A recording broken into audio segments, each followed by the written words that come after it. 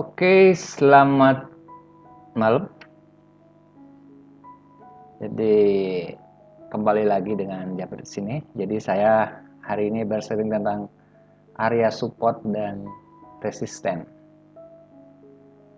Jadi saya selalu menganalogikan, analogi saya itu support itu adalah sebuah lantai ya. Sebuah lantai yang menahan kejatuhan sebuah benda, itu support.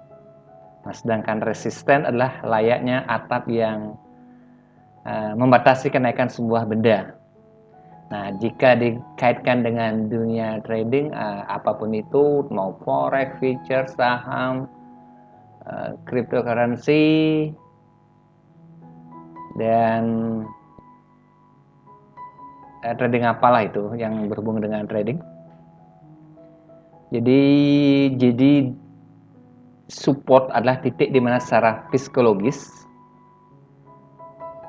diasumsikan bisa menahan kejatuhan harga dari cryptocurrency atau saham ya. Itu secara psikologis lah.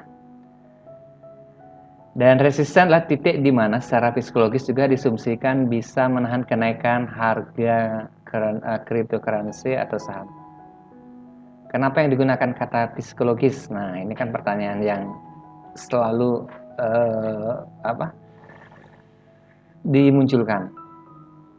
Nah, menurut saya, selain faktor teknikal yang digunakan untuk mengidentifikasi di mana titik support dan resisten, faktor yang penentu itu adalah faktor psikologis trader itu sendiri yang berperan dalam menentukan support dan resisten. Yang menentukan support dan resisten itu sebenarnya trader. Bagaimanapun partisipasi trader itu yang sebenarnya membentuk titik support dan resisten. Saya ulangi ya, sebenarnya yang membentuk titik support dan resisten itu adalah psikologis dari trader itu sendiri. Sehingga bisa mempengaruhi namanya keputusan jual dan beli di cryptocurrency ini atau di saham.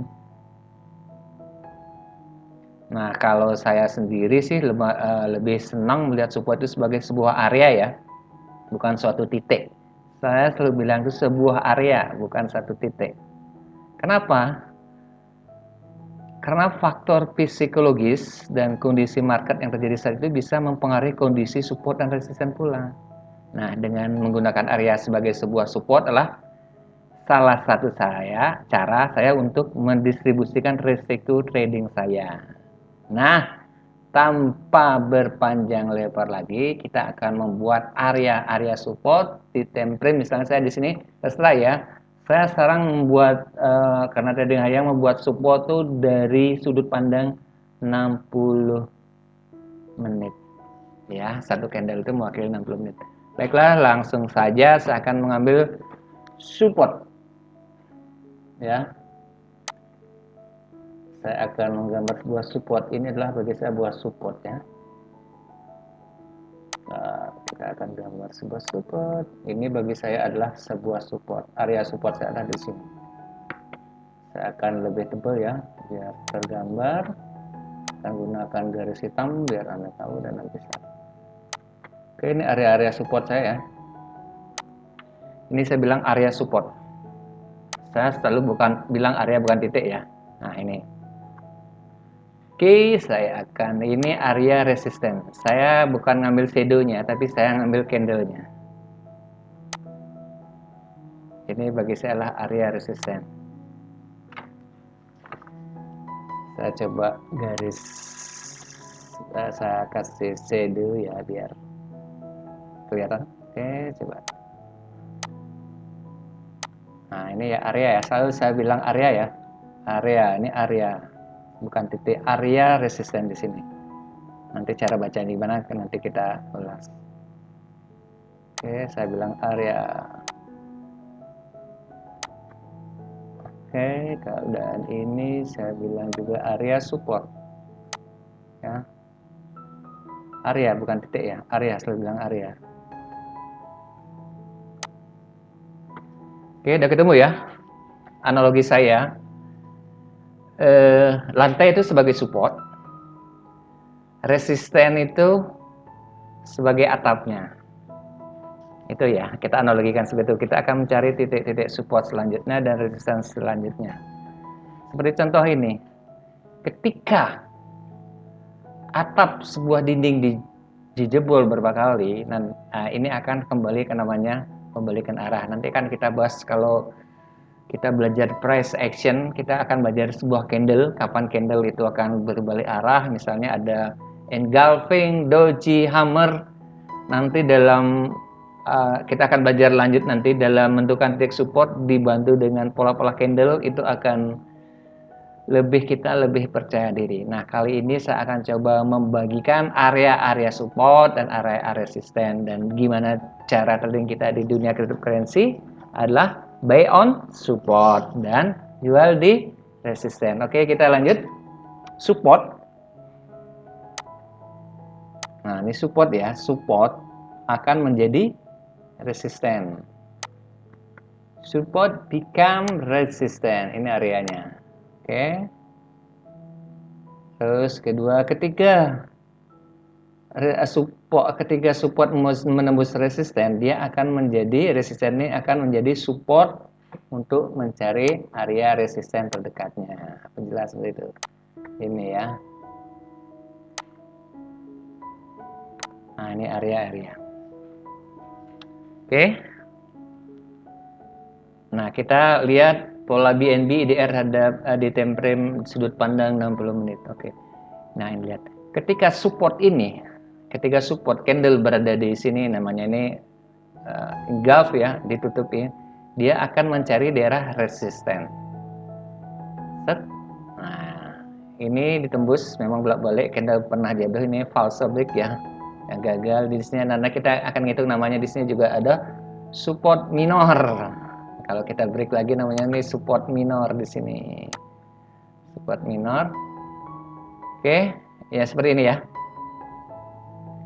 Jadi ketika support, nah ini nanti akan bentuk pola-pola ya.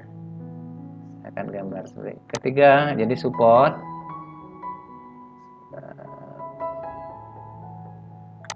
Nah, ketika ini ya, ketika misalnya kita buy di sini, jadi saham atau cryptocurrency yang atau spot market, buy on spot. Nah, kita beli di sana di sini. Target kita di resisten misalnya bisa aja. Nah, misalnya saya gambarkan ketika support ya ditembus. Ini anggap ini ketika support ditembus. Oke. Dia akan selalu koreksi. Kalau koreksi pantul pasti ada pantul-pantulan. Seberapa pantul dalam pantulannya itu misalnya 20% dari ini. Misalnya pantulnya kalau kita lihat normal sih biasanya pantul segini nih.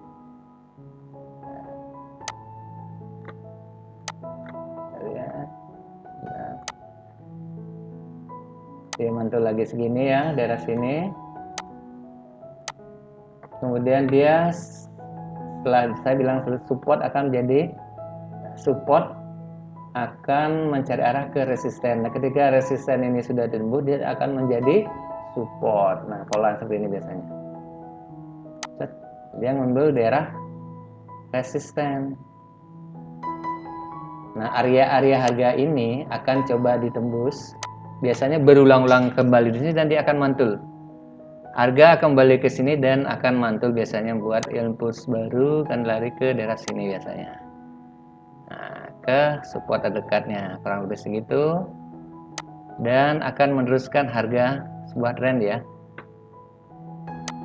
Dan selalu begini. Nah, pola-pola. Ini namanya trend ya, kalau kita bicara sama trend. Ini yang disebut dengan support dan resisten. Makanya dalam dunia cryptocurrency itu buy on support. Jadi kita membeli harga di support. Ketika support itu ditembus, ketika support mengejar resisten, maka akan menjadi support akan menjadi resisten. Begitu selanjutnya. Nah, kelihatan nih pola yang di sini ya, mantul ya. Ketika atap atau tidak bisa ditembus, harga akan coba bolak-balik. Dan ini berapa kali dites ya. Lihat, ini dites juga rejection terus ya. Artinya berulang-ulang kali ditembus tidak bisa, tapi mantul lagi ke bawah. Coba sebut.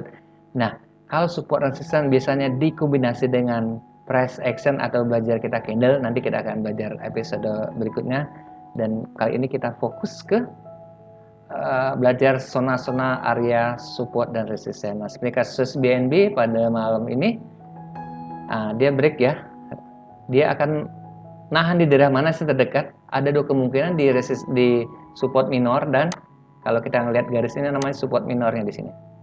Ini support minor. Ketika support minor ini ditembus break ke sini, artinya di sini sudah terjadi support yang kuat sekali. Dikatakan support kuat sekali. Nah, lihat. Kita selalu tuh ngelihat ke kiri. Sejarah itu selalu berulang-ulangan ini. Nah, ini support kuat, ini support kuat.